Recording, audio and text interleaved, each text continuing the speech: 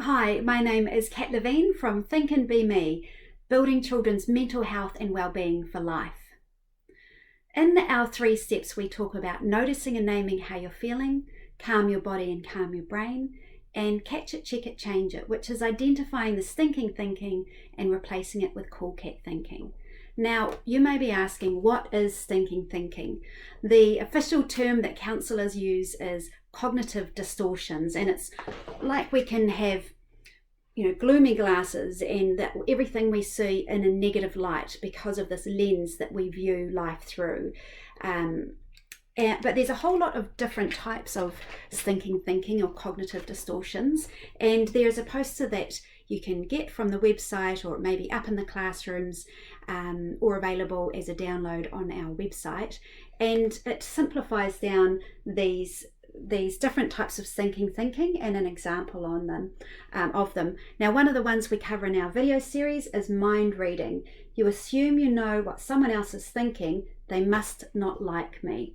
And that's a really common one, especially for children and young people, is going in and thinking, because they looked at me funny, no one likes me, or they don't like me, and you think that you know what they're thinking, but we need to challenge that stinking thinking. And so by looking at this and downloading this, then it's not that you have to narrow it down and go, wow, this is the stinking thinking and that one, but recognizing that within ourselves as well, which are the ones of these that you do most of the time, that you fortune tell, oh, I know that I'm not going to get that job, or labeling. I used to have a lot of labels that I put on myself about who I was and that I wasn't good at this, and applying negative labels to yourself because that's what you think people see you as.